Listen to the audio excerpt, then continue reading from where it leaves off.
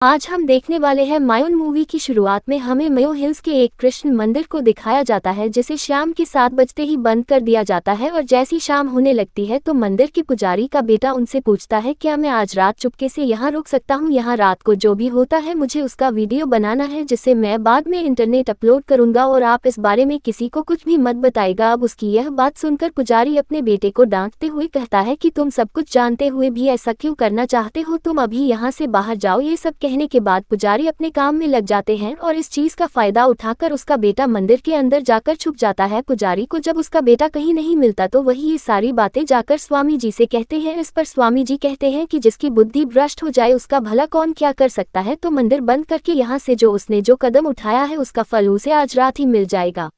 अब पुजारी भी क्या कर सकता था, इसलिए सभी के साथ मंदिर को बंद करके वह भी चला जाता है। और जैसे ही अंधेरा होता है पुजारी का बेटा देखा है कि उसका फोन अपने आप ही खराब हो चुका है। इसी दौरान वो यहाँ पता नहीं क्या देख और सुन लेता है कि पूरी तरह पागल हो जाता है, जिसके साथ यह सीन होता है कट। अगले सीन में हमें टीवी न्यूज के जरिए पता चलता है कि बीते कुछ दिनों में कुछ आर्कियोलॉजिस्ट की मौत हो रही है जिन्हें कौन मार रहा है इसका कुछ भी पता नहीं है। ये सभी आर्कियोलॉजिस्ट पुरानी और कीमती मूर्तियों की खोज करने के साथ उन पर काम करते थे। बात की जाए मूर्तियों की तो इन्हें देश के बाहर की ब्लैक मार्केट में काफी ज्यादा स्मगल किया जाता है। इसके बाद हमें अर्जुन को दिखाते हैं जो कि बहुत ही आराम से की गेम को जीत लेता है, जो देखकर सभी उसकी तारीफ करते हैं। और यहाँ पाते हैं कि अर्जुन एक आर्कियोलॉजिस्ट है और जब उससे पूछा जाता है कि आखिर आपने इतने आराम से ही का गेम कैसे जीत लिया, अर्जुन कहता है कि के गेम को जीतने के लिए हमेशा सामने वाले की चाल का पता होना चाहिए कि उसके दिमाग में क्या चल रहा है, और जब सामने वाला उम्मीद भी न करे तो हम सीधा उस पर हमला कर देते हैं। यही चीज है जो हमको बेहतरीन तरीका सिखाती है अर्जुन सभी को। इसके बाद एक खंजर दिखता है जो कि करीब 500 साल पुराना है और यह खंजर इन्हीं लोगों ने ढूंढ कर निकाला है, पर किस पीरियड का था यह उन्हें अभी तक पता नहीं होता, इसलिए अर्जुन उन्हें इन सब के बारे में बता रहा होता है। दूसरी तरफ कैसे मर रहे आर्कियोलॉजिस्ट, इस बारे में पुलिस ऑफिसर की एक मीटिंग होती है जिसमें बताया जाता है कि यह जो मौतें हो रही है इनका पुरानी मूर्तियों से कुछ ना कुछ ताल्लुक तो जरूर है। जो भी उन लोगों के हिसाब से नहीं चला उससे ये लोग रास्ते से हटा देते हैं, फिर मूर्तियों को बाहर के बाजार में बेचने का काम सेनफिरो नाम का आदमी करता है। अगर हम उसे पकड़ लेते हैं तो ये पूरा गैंग ही हमारे सामने आ जाएगा, साथ ही हम और मूर्तियों को भी रिकवर कर लेंगे। लेकिन सेनफिरो को पकड़ना इतना आसान नहीं होगा, उसे किसी तरह इंडिया आने के लिए मजबूर करना होगा। इसके बाद हमें देवराज को दिखाया जाता है जो कि एक मूर्ति को लेकर मोहन नाम के आदमी के पास आता है। देवराज मोहन से कहता है कि मुझे इस मूर्ति का दाम जानना है और साथ यह भी कि यह कितनी पुरानी है। इतना कहकर वह चला जाता है। फिर मोहन उसे मूर्ति को एक ब्रास साफ करने लग जाता है, तभी अचानक से उसका दम घुटने लगता है और ये देखकर देवराज गैस मास्क लेकर अंदर आता है। हमें दिख जाता है कि देवराज ने उसे ब्रश में ऐसा लिक्विड मिला था जो कि इतना जहरीला है कि वह हवा में खुलते ही वहां मौजूद सभी लोगों की जान ले लेता है। यहाँ मोहन की मौत हो जाती है और उसकी जान देवराज ने इसलिए क्योंकि मोहन ने उसे डबल क्रॉस करने की कोशिश की थी। इसके बाद हम देवराज को एक मंदिर में देखते हैं जहां की पंडित को वह अच्छी दक्षिणा देता है, साथ ही वह इस मंदिर को साफ करने का काम भी फ्री में करने को तैयार है। इस दौरान देवराज पंडित जी से कहता है कि आप मुझे मंदिर की मूर्ति दे दीजिए जिसे मैं अच्छे से साफ करके पहुंचा दूंगा। पंडित जी को विश्वास हो चुका है कि देवराज एक बहुत ही अच्छा आदमी है, इसलिए वह उसे मूर्ति देने लग जाते हैं। फिर देवराज को अर्जुन से मिलते हुए देखते हैं। दरअसल अर्जुन देवराज की मूर्तियों में और बाकी ऐसी खास चीजों में मदद करता है और देवराज सीधे इन्हें सेनफोरो को बेच दिया करता है और देवराज मंदिर की उस मूर्ति को अर्जुन के हवाले करता है ताकि वह उसे मूर्ति के जैसे दिखने वाली एक दूसरी मूर्ति बना पाए, जिससे अर्जुन आराम से बना देता है और उसे डुप्लीकेट मूर्ति को देवराज पंडित जी को वापस देता है। साथ ही अर्जुन ने मूर्ति देखते बता दिया होता है कि यह मूर्ति करीब 900 साल पुरानी है। यह इस मूर्ति को देवराज सेंट फेरारो के पास भिजवा देता है जिसके बदले उसे और अर्जुन को बहुत अच्छे पैसे मिलते हैं। अर्जुन काफी खुश होता है, तभी देवराज उसे फोन करके मेरियो हिल के उस मंदिर के बारे में बताता है जिसे हमने मूवी की शुरुआत में देखा था। वह कहता है कि उस मंदिर के करीब एक दूसरे मंदिर में आर्कियोलॉजिस्ट की पुरानी टीम गई थी जिनमें मैं भी शामिल हुआ था। अब क्योंकि उस मंदिर पर हमारा कब्जा था तो उसे मंदिर में मौजूद एक कमरे को मैंने खोल दिया क्योंकि कई सालों से बंद था। उसके अंदर मुझे कुछ मनुस्क्रिप्ट मिले जिससे मैंने जब एक्सपर्ट से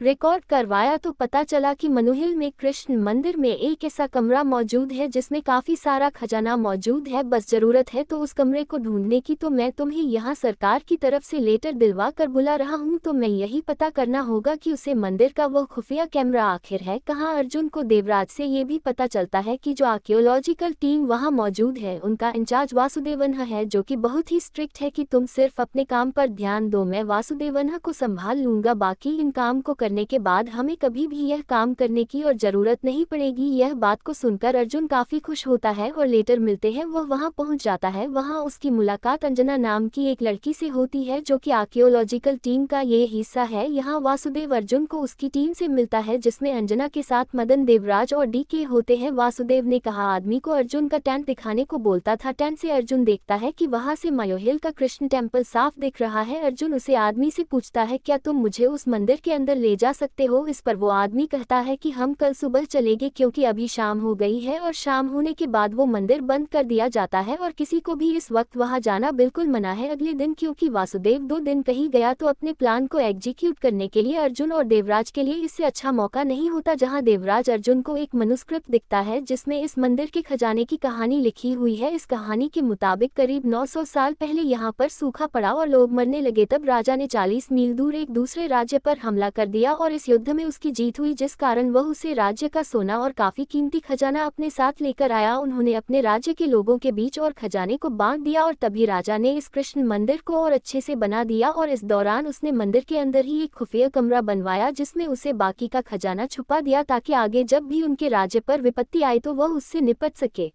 ये कहानी बताने के बाद देवराज अर्जुन से कहता है कि डीके, अंजना और मदन हमारे ही साथ है जिनकी हमें इस काम में मदद लेनी पड़ेगी। तो तुरंत ही अर्जुन के कहे मुताबिक अंजना और बाकी सभी म्योन हिल के मंदिर के बाहर छानबीन करने में ग जाते हैं। इसकी मदद से उन्हें उसे मंदिर का एक ब्लूप्रिंट मिलता है जिसके जारी अर्जुन को कुछ खास तो पता नहीं लगता, लेकिन पश्चिम के गेट की तरफ से एक सुरंग अंदर की तरफ जा रही होती है जिससे अर्जुन का अंदाज सही होता है कि ये सुरंग मंदिर के गर्भवतीवार तक पहुंच जाएगी। इसका मतलब है कि वो सीक्रेट कमरा वहीं पर होगा, इसलिए अर्जुन को यह मंदिर अंदर से देखना होता है। लेकिन उसके लिए कृष्णा पाक कभी नहीं मानेगा, वो कभी नहीं चाहेंगे कि मंदिर के अंदर आर्कियोलॉजिस्ट जाए। दरअसल कई पीढ़ियों से कृष्णप्पा का परिवार इस मंदिर की रक्षा करता हुआ ही रहा है। फिर भी देवराज कहता है कि मैं वास को कृष्णप्पा से मंदिर के अंदर जान देने की परमेश्वर लेने के लिए बोलूंगा। वासुदेवन श्री कृष्णा ने स्वीकार कर लिया, लेकिन वो उसके बड़े में सोचकर थोड़ा परेशान रहने लगे और एक दिन उदास होकर रामायण हिल में जा बैठे और जब एक पेड़ के नीचे बैठकर बांसुरी बजा रहे थे तभी आकाश से जा रहे कुछ गद्दारों ने उन्हें देखा तो उन सभी ने कृष्णा भगवान के लिए ऐसा संगीत बजाया जो कि मैंने काफी अच्छा लगा और वो अपनी चिंता को भूल गए। सबसे हर रात गंधर्व इस मंदिर में आते हैं और भगवान के लिए संगीत हो जाते हैं, लेकिन कहा जाता है कि इस संगीत को अगर इंसान ने देख लिया या सुन लिया तो वो पागल हो जाता है। यही वजह है कि शाम के 6 बजाते हैं इस मंदिर को बैन कर दिया जाता है। बाकी दोस्तों आपसे पूछना चाहता हूँ कि क्या आप लोग ऐसी हैं जैसे कि इसमें भगवान कृष्णा के लिए गंधर्व लोग आते हैं, वो संगीत बजाते हैं वगैरह वगैरह। अपने विचार कमेंट्स में जरूर दीजिएगा। अब अर्जुन को ये बात एकदम बकवास लगती है और वो गांव वालों के एक आदमी श्रीनिवास से मिलता है जो कि अर्जुन के पूछने पर बता देता है कि ये बात सही है। साथ ही वो अर्जुन को एक स्केच भी लाकर दिखता है जो कि उसके पिता ने तब बनाया था जब वो एक बार उस मंदिर में रात के समय दिखता है, जो कि उसके पिता मंदिर में रात के समय चले गए थे और वो मंदिर के तालाब के पास सुबह बेहोश मिले। उन्होंने इस सांप का स्केच बनाया। उनका कहना था कि उन्होंने बेहोश होने से पहले वहां इसको देख लिया था। फिलहाल गांव में एक फेस्टिवल मनाया जा रहा होता है जिसमें कर मटकियों को लटकाया जाता है और जो बच्चे कृष्णा बनते हैं उन्हें उनमें से एक मटकी को तोड़ना है। अब क्योंकि इनमें से 3 मटकियां खाली है और सिर्फ एक में ही मक्खन होता है, जी बड़े में उसे बच्चे को कुछ नहीं पता होता, इसके बावजूद वो इस मटकी को फोड़ता है जिसमें माखन मौजूद होता है। ये फेस्टिवल हर साल मनाया जाता है और एक भी बार गलत मटकी नहीं फूटे। सी गाँव वाले अर्जुन से बताते हैं कि भगवान श्री कृष्णा ने जब से मथुरा को छोड़ तब से उन्होंने बांसुरी नहीं बजाई, मगर काफी दोनों के बाद इनाम हिल पर उन्होंने आखिरी बार अपने बांसुरी को बजाया और फिर उन्होंने उसे बांसुरी को मंदिर में छोड़ दिया, जिसके बड़े में कहा जाता है कि जी कल्याणक के ऊपर श्री कृष्णा ने नृत्य किया था, वही मंदिर के अंदर उसे बांसुरी के रखवाले कर रहा है। ये सारी बातें अर्जुन के लिए काफी ज्यादा चौंकाने वाली होती है और उसे अपना कम तो करना ही है, इसलिए वो मंदिर की दीवारों पर कुछ ऋषि वर्ष लगा देता है ताकि वो उसे आवाज को सुन पे जो लोगों को पागल बना देती है। और साथ ही वो मंदिर में दर्शन करने के बहाने उसके अंदर जाता है जहाँ वो अपने फोन के जारी एक मक्खी जैसे ड्रोन को कंट्रोल करके मंदिर को अच्छे से स्कैन करता है। साथ ही वो जब रात में रिसीवर के जारी उसे आवाज को सुनने की कोशिश करता है तो रिसीवर खराब होने से पहले अर्जुन को बहुत ही ज्यादा फ्रीक्वेंसी की आवाज जाती है। वो आवाज इतनी तेज होती है कि अर्जुन भी उसको सा नहीं पाता। फिर वो रात में बाहर आता है जहाँ वो कृष्णप्पा के बेटे को बोले में कुछ लेकर जाते हुए देखा है, और जब वो उसका पीछा कर रहा होता है तभी अचानक से कुछ लोग उसे पर हमला कर देते हैं, जिन्हें अर्जुन मारकर वहां से भाग देता है और अब तक कृष्णा का वहां से जा चुका होता है। अगले दिन अर्जुन किसी से बात कर रहा होता है कि उसे मंदिर में सिर्फ खजाना ही नहीं बल्कि एक 5000 साल पुराना बांसुरी भी है, जो कि उसे खजाने से कहानी ज्यादा कीमती है, इसलिए उसके लिए जल्दी से अच्छा खरीदार ढूंढो। अब अर्जुन को ये बात करते हुए मदन सुन लेट है और वो देवराज से जाकर इसके बड़े में बताता है हाथियों की ये देवराज के लिए तो एक धोखा है, इसलिए वो कहता है कि उसे पहले खजाना और बांसुरी बाहर निकालना दो, उसके बाद हम उसे मारकर उससे सब कुछ छीन लेंगे। अर्जुन अपनी टीम में सभी को मंदिर के उससे खुफिया कमरे के बड़े में बताता है, जिसे सिर्फ मंत्रों के जरिए कृष्णप्पा या मंदिर के स्वामी लोगों ही खोल सकते हैं। हालांकि मंदिर के अंदर कहीं उसे दरवाजे की चक्र जैसी चाबी छिपी हुई है, जिसे ढूंढने के बाद वो दरवाजा खोल जा सकता है। अर्जुन कहता है कि 7 दिन बाद सूरज ग्रहण की वजह से मंदिर दिन में भी बंद रहेगा और सभी अपन घरों में रहेंगे, तो इस मौके का फायदा उठाकर हम मंदिर में घुसकर अपने प्लान को अंजाम देंगे। अब इनकी ये बातें श्रीनिवास सुन लेता है और वो इस बात को सरकार तक पहुंच देता है कि मंदिर के खुफिया कमर में काफी सर खजाना है। जो बात ऐसे सरकार रेगुलर डिपार्टमेंट की टीम को मंदिर की उसे खाली कमरे में भेजना का डिसाइड करती है। ये बात मिनिस्टर खुदाकर वासुदेवन्हा से कहता है जी, पर वासुदेवन्हा कहता है कि कृष्णप्पा और यहाँ लोकल पब्लिक आपको ऐसा कोई भी कम नहीं उठाने देगी। मिनिस्टर का कह रहा होता है कि तुम उसकी चिंता मत करो, हम संभल लेंगे, तुम बस मेरे कृष्णा पास है मीटिंग करवा दो। अब इस बात की वजह से अर्जुन का पूरा प्लान चौपट हो चुका होता है, इसलिए वो डिसाइड करता है कि हम आज रात को ही मंदिर के अंदर जाएंगे, जो कि 7 बजे बंद हो जाता है और सुबह फिर 7 बजे खोल जाता है। इसलिए हमें इसी 12 घंटे के अंदर वह चाबी ढूंढनी होगी और साथ ही खजाना लेकर वहां से निकालना होगा। देवराज कहता है कि ठीक है, उसे दुकान में मैं वासुदेवन्हा के साथ रहूंगा ताकि उसे मुझमें पर कोई शक ना हो। देवराज अर्जुन से कहता है कि तुम सार माल मंदिर से निकालना के बाद सीधा उस अड्डे पे आ जाना। दरअसल देवराज ने सेंफोरारो को कॉल करके बांसुरी के बारे में बता दिया होता है और वो खुद उसके लिए यहाँ पर आने वाला है। वही देवराज अर्जुन को मारकर सब कुछ निपटाना चाहता है। अब जल्द ही वो रात भी आ जाती है और सभी मंदिर के पश्चिम की दीवार से मंदिर के अंदर दाखिल होते हैं। अब पहले इन्हें चाबी को ढूंढना होता है, उसके लिए अंजुना गरुड़ की मूर्ति के पास की दीवार पर एक लिखी भी भाषा को रिकॉर्ड करती है, जिससे उसे तेलुगु में लिखी हुई एक पहले मिलती है और उसे पहले में ये लिखा है कि गंधर्व कहाँ से प्रकट होते हैं और कहाँ जाते हैं, फिर कहाँ वह संगीत बजाते हैं। इसमें मंदिर के बारे में भी कई बातें लिखी हुई है, जिससे ये साफ होता है कि उसे चाबी के बारे में क्लीव इन्हें मंदिर के अंदर ही मिलेगा। इसलिए अर्जुन डी के मदन और अंजना को अलग अलग रास्ते में क्लोज ढूंढने के लिए भेज देता है। इसके बाद हम देखते हैं कि डीके को वहाँ गंधर्व स्त्रियां दिखाई देने लग जाती है, तो अंजना को एक बौना और मदर के सामने तालाब से कालिया नाग निकाल के आता है। वो तीनों ही उनसे डरकर भाग जाते हैं और जल्द ही तीनों एक दूसरे से टकरा जाते हैं, जहाँ उन तीनों के पीछे वो सांप पड़ा होता है, जिसे चकमा देते हुए ये लोग अर्जुन से जाकर टकरा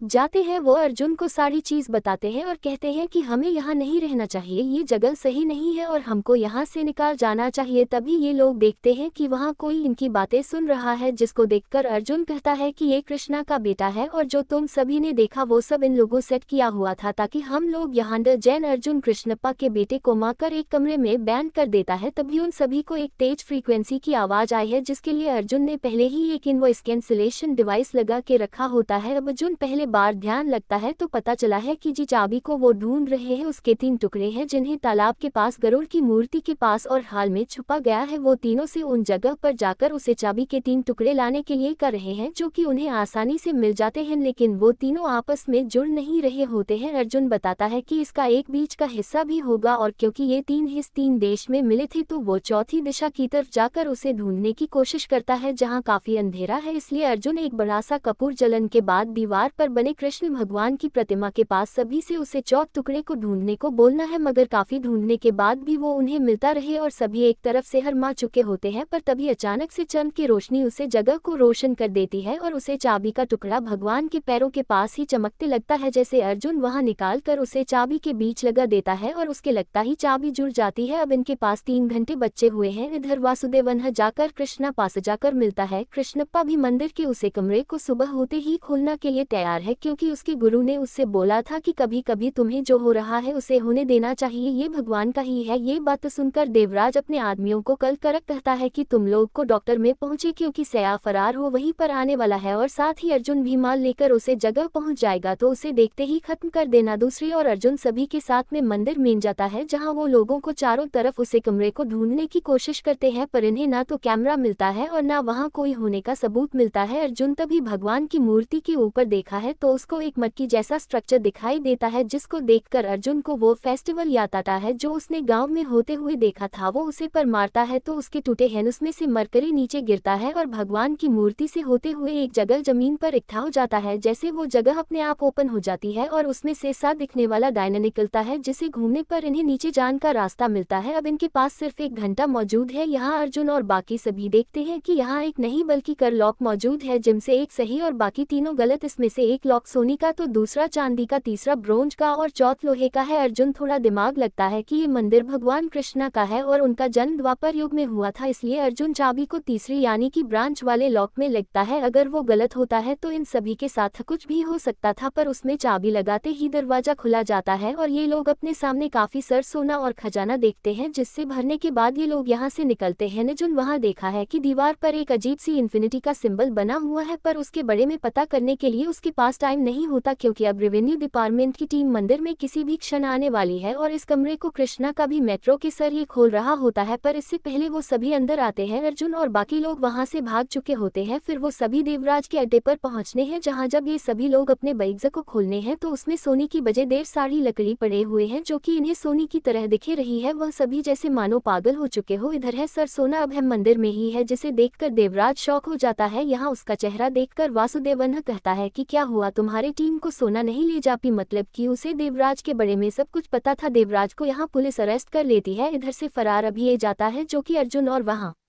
कि सभी को लड़कियों के साथ खुशी से खेलने देखकर पूछता है कि तुम ये लोग कर क्या रहे हो। जवाब में अर्जुन कहते हैं कि यह लकड़ी नेम की है, जो कि दांतों को चमक देती है और यहाँ जो सैनफ्रारो को काफी मारता है। दरअसल अर्जुन में एक पुलिस वाला था जो कि किसी जासूस की तरह काम कर रहा था, ताकि वो देवराज और सैनफेरो हाथों पकड़ ले। आप सभी के पकड़े जाने के बाद वासुदेवन है, जो कि असी यानी कि आर्कोलॉजिकल सोसाइटी ऑफ इंडिया का ऑफिसर है, वो अर्जुन से पूछता है कि यह सब तुमने कैसे किया, जिसके जवाब में अर्जुन बताता है कि डी के अंजना और मदन को मंदिर के अंदर पहुंच जाते ही हार्वसिनेशन होने लगे और जो चीज असर में नहीं है वो भी ने दिखाई देने लगी। साथ ही सालोनिकिनेशन में वो दूसरे की बताई बात को भी सच मानकर उसे देखने लगे और इस चीज का फायदा उठाकर मैंने उन्हें कृष्णा बाकी बेटे को दिखाए और बताया कि ये कृष्णा बाकी बेटे को दिखाए और बताया कि ये सब इसका क्या धराया है, जबकि वो तो वहां था भी नहीं। बाकी रही बात तो मैंने लकड़ी कौन है सोना बताया और सोनी को लकड़ी जी वजह से सोना सामने होने के बावजूद भी वो लकड़ी उठा रहे थे। बाकी रही बात एक गंधर्व